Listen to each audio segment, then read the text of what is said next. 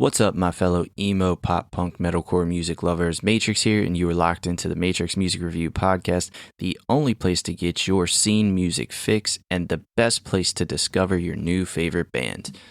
We are back doing our catch-up from all of the stuff that I have missed over the past month or so, with me being sick and all the other stuff going on. There are a bunch of albums that I have missed reviewing. Looks like it's going to be a total of 4 podcasts to catch us up to what is currently been released. So we're going to get through those today and tomorrow, hopefully get 2 of them out this week, 2 of them out next week, and then we'll be all caught up right before we drop the mid-year podcast. I know that's one of everybody's favorite pods that I do in terms of what have been the best albums so far, best songs, what are some new artists that I've discovered this year that have really been kind of exploding onto the scene. It's one of my favorites to do as well, and I can't wait to do it. So there's going to be a lot of work put into that, but we got to catch up first. As always, every link that you need for me is in the description of this episode. Twitter, Instagram, TikTok at Matrix Music Review. Instagram's the best place to stay up to date on all the things that I have going on, new tour announcements, playlist updates, all that stuff. If you're listening on Apple Music or Spotify, leave a 5-star review, leave a comment, let me know how I'm doing. Head on over to YouTube and subscribe to the YouTube channel. I'm looking forward to potentially doing some more video content as the year goes on, but I need subscribers in order to be able to do that. So head on over there and subscribe there. And make sure that you are following the Control-Alt-Save 2025 playlist on Spotify.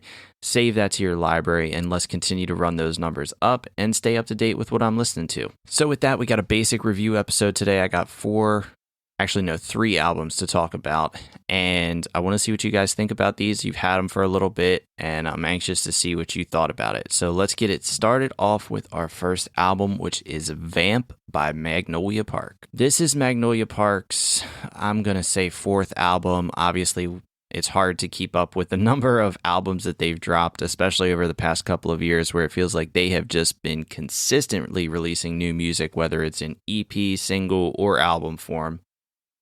And this album definitely is heavier than what we're used to hearing from Magnolia Park. I feel like we got a little bit of a toe dip into this when we got the Moon Eater EP last year with Unholy Heart and some of those types of songs. But this is really the full immersion into a heavier sound. And it starts off right away with a song like Pain. And we obviously get these vampire dark themes all throughout, but Pain really has a line in there that kind of stood out, which was, I can't escape the pain, but I don't want to die. And I think that is definitely a line that is promoting self-help and self-growth, because a lot of times we do hear stories, the other side of it, where you can't take the pain anymore and you think that's the only way out. So it's interesting to hear kind of the opposite end of the spectrum here with Magnolia Park and a line like that in Pain. And I have to mention this early, that this album doesn't really have any weak parts for me, because I think it's important to know that kind of going in, that this album was such a top to bottom polished, well done record that it's not really overselling it to say that from the start. And continuing with those heavy themes, I think Josh has a lot of heavier screams on this album, and it's not necessarily even screams in a conventional sense. It's almost like a shriek in a sense, but it's also melodic screaming, if I'm going to call it something, because it's not too far off from his normal singing voice, but there's just a little bit more of a grit or an edge to these vocals that work so well. And it works really well live. I got to see Magnolia Park twice in the past couple of months. Once on the Vamp headline tour, and then once in Warped Tour as well. And I think what stood out to me was you could see a definite change in the structuring of their live performances. And I think by the end of that Vamp tour, it has been pretty clear that Josh has adapted his voice to putting his voice through that every single night and having those heavier moments. And I think it's also important to remember that, like, when you have some of these heavier moments, you may not get as many slower moments or as many pop punk sounds as you may have been used to in the past. And I think that's okay. I think especially for this album cycle, it makes sense to really lean into the heavier side of what you're doing and give us those massive hooks and put your all into it when you have songs like Worship and Shallow, which have some of the biggest hooks that we've heard from Magnolia Park. Lyricism doesn't get thrown to the side on this album either. You know, you have a song like Wasted where you get a line that says, "I'm speaking in tongues while drowning in toxins and etching skin to relieve tension. And the goddess of Venus, let me be your sacrifice." And it's just kind of that flow that stood out on Wasted.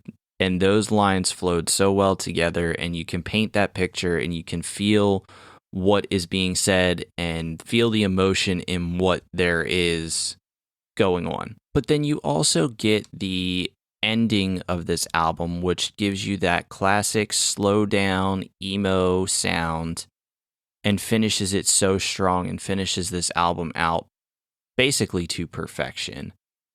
And I think it's a massive statement from a band like Magnolia Park. I'm going to give this album a 9.8 out of 10. You know what? Fuck it. I'm giving it a 10 out of 10. This was a 10 out of 10 album. And the reason I've just, on the cuff here, jumped my rating up to a 10 out of 10 is because I believe Magnolia Park has really cracked the code on becoming that next big band. And I can see how other bands should start to follow this code.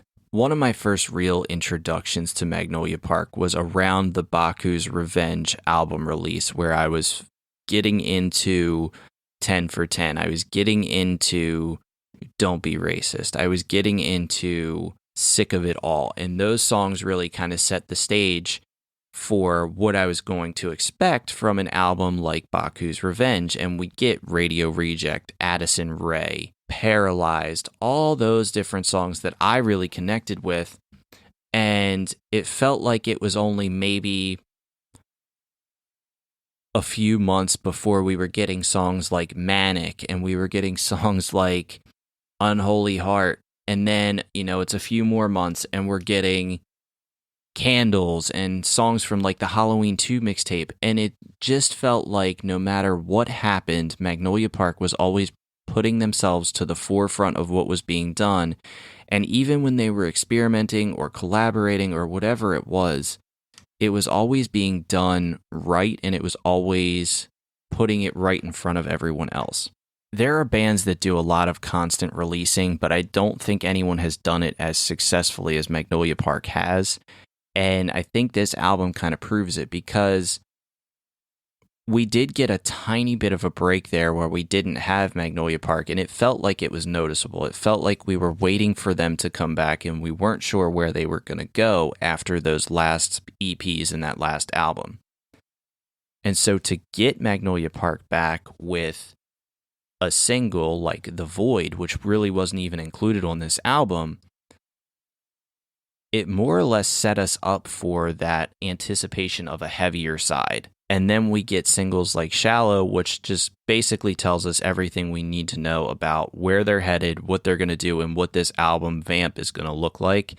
And that dark theme fits them so well, and it fits their style so well. And even just the slightest of adjustment, you can hear it musically, you can hear it lyrically, and vocally it's delivered with such a passion that it's hard not to appreciate what has been done here. And in terms of cracking the code, I think it's very simple for bands that are coming up. If you want to know how to be successful, watch Magnolia Park. They have consistently released music, whether it's an EP, single, album format. They have done tours and brought bands with them on tour that have helped elevate their sound as well.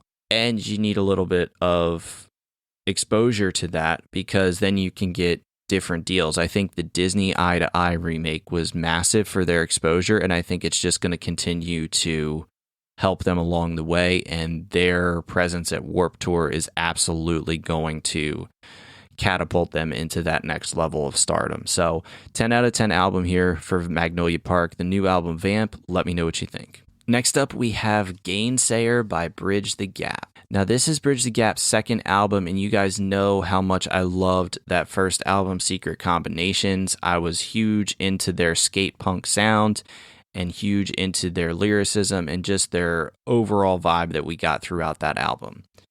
So with this second album, my expectations were definitely high going in, and the title track starts this album off with kind of that classic punk sound that we've kind of come to know and love from Bridge the Gap.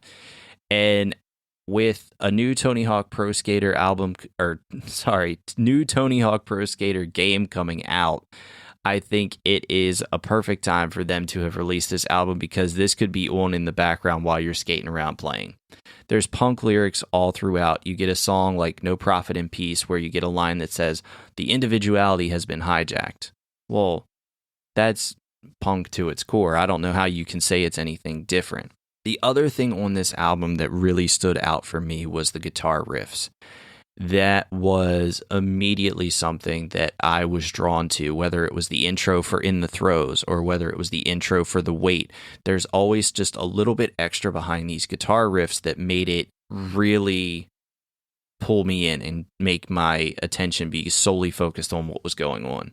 I think we also have a perfect example of what a punk song could be if you look at a song like Dustbin. It checks every box for what you're expecting lyrically, musically, vocally. All of those things are checked as we go through that song and giving us a perfect punk, skate punk sound. And Bridge the Gap also does a thing where they don't give us all of these driving classic punk tracks. They also slow it down and do a little bit more introspective, thought-provoking track where we have fatherhood as a theme on a song like Always.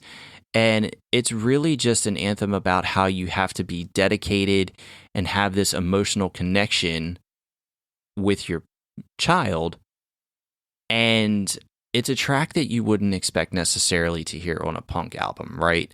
But the emotion and the conviction on the vocals on this from Chad is just something that cannot be understated. It is something that is extremely moving to listen to, even as someone that doesn't have children yet. I can go back to that song and say, I can really feel what they're saying in this. I can feel the emotion behind this and see why it's so important. And so I think for Bridge the Gap, this is not an album where we have a sophomore slump. I think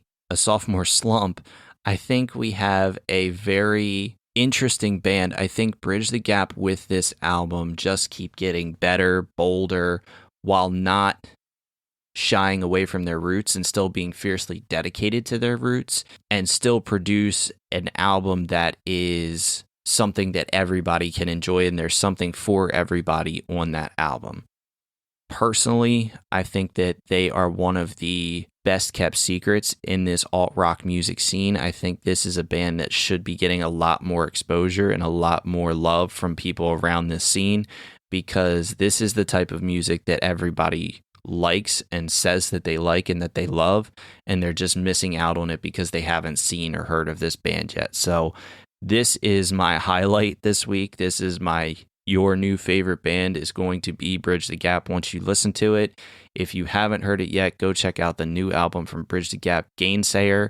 We are going to give this a 9.5 out of 10. Let me know what you think. And then the last album we're going to talk about today is Animetal from Within Destruction. This is the 6th album from Within Destruction, and the album opener is an absolute holy shit title track because it is so infectious. The guitar solo at like the 2:59 mark all the way through 3:20 is just absurd. There is no other way to describe it than it is just absolutely ridiculous. And the album itself is such a blend of deathcore with metalcore, but it makes it work so well because you have songs like Fate Separate that kind of makes that vibe feel complete. And a segue here is that I love the song Incomplete because it has the high vocal chorus that fits the music so well, but then the second verse is almost screamed, which is kind of a very delicate balancing act that you have. And I think that's what's so key when you have bands that do genre blending between the deathcores, the metalcores, or whatever it may be. Balance is such a key thing on these records, and making sure that one doesn't overshadow the other, whether it's the entire album or even in just a song. And we definitely get the balance on this entire album, and especially that song Incomplete as well. The heaviness of Automaton is another one that really works for me, and it leads into the final thing that I want to talk about with this album, which is there's such a small mix of electronic production in here that works so well, whether it's hide and seek and it makes it more interesting than what some of your standard deathcore or metalcore albums would be. Because genre blending alone is something that's always going to capture my attention, but when you include something a little bit unique, whether it's a different instrument or whether you put some electronic production behind it, and then you give it a name like Animetal, I'm going to have some attention drawn towards this, because it's definitely something that needs to be explored. And so overall, this is a really interesting, super fun album for me. It was an 8.3 out of 10. There was nothing wrong with it, and I think it was one of those albums that I really enjoyed checking out. I don't know how much I'll revisit it, just because it is so different and unique that I'm not sure if it's going to end up being one that I go back to a lot, or if it's one that's just going to fall off the radar here a little bit. But let me know what you think about this Animetal by Within Destruction. That wraps it up for this episode of the Matrix Music Review Podcast. I hope you all enjoyed. Super short episode today. I'm trying to keep these shorter because of how many I have to get back to. When you have so many albums and EPs to do, it's so much easier for me to get content out for you guys if I cut it in half almost and do shorter episodes and just release more of them. So let me know if there's an album that I've missed so far. If not, hopefully it's coming up soon for you. And if there's just something that maybe I haven't heard yet, reach out. Let me know if I need to check it out. I'm more than happy to check out anything you guys send to me, because that's all part of the music discovery process, and that's my favorite thing about doing this. So as always, follow on all the socials, like and 5-star comment the podcast, listen to the playlist, all the above. If not, I will see you guys next time with more reviews, more music, and more bands for you to discover. See you next time.